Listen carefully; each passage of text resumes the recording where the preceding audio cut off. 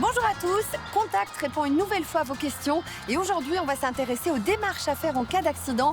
C'est tout de suite dans votre émission.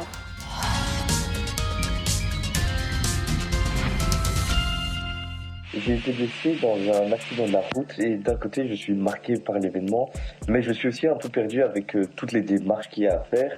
Donc voilà, je voulais savoir comment mettre tout ça derrière moi.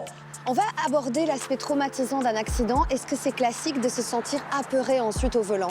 C'est une réaction tout à fait normale. Il y a beaucoup de personnes qui ont peur de reprendre la route après un accident, pas seulement en voiture, aussi à vélo ou à pied. Dans beaucoup de cas, cette peur, elle va s'estomper avec le temps ou en étant accompagnée de gens avec qui on se sent à l'aise. Mais il y a des cas où ça s'amplifie et ça devient une véritable phobie. On appelle ça l'amaxophobie, donc c'est vraiment la peur de reprendre le volant. Et concrètement, comment est-ce qu'on peut se faire aider ? Alors, au sein de l'Agence wallonne pour la sécurité routière, on a un service d'accompagnement des victimes de la route.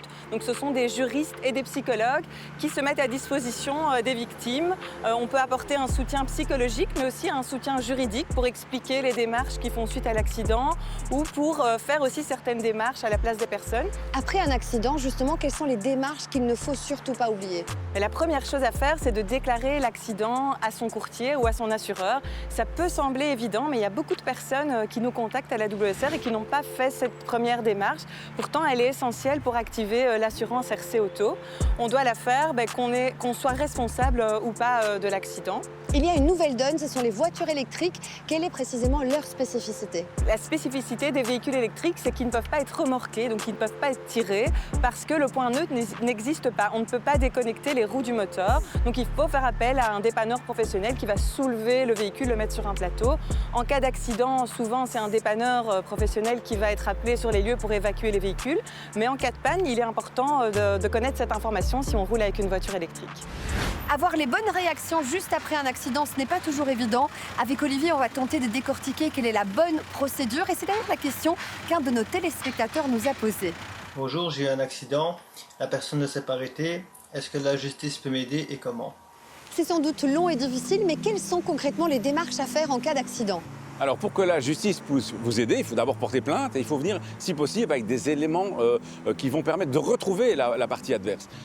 Donc si vous avez un accident, déjà peut-être commencer par immédiatement, pour autant évidemment qu'il n'y ait pas de blessés, par prendre quelques photos ou vidéos avec votre smartphone. Relever aussi le nom des éventuels témoins qui pourraient donner des éléments en votre faveur. À partir de là, de toute façon, sur tout accident, il faut prendre des précautions liées à la visibilité et au suraccident. Donc, allumer ses cache-feux clignotants, c'est une bonne chose. Placer le triangle de danger à la distance réglementaire en est une autre. Et pourquoi pas aussi ajouter une veste fluo, qui est de toute façon obligatoire quand on a un accident sur la bande d'arrêt d'urgence de l'autoroute ou d'une route pour automobile.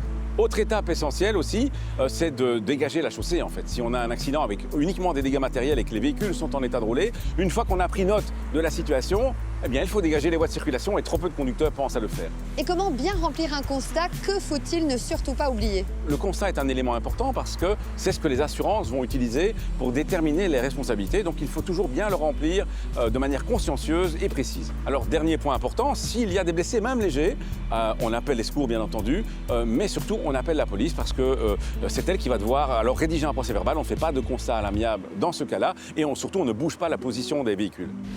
Contact vos réponses est terminé pour aujourd'hui. Si vous avez des questions concernant la sécurité routière, n'hésitez pas à scanner le QR code qui s'affiche ici en bas de votre écran. Moi, je vous dis à la semaine prochaine. Et d'ici là, bonne route!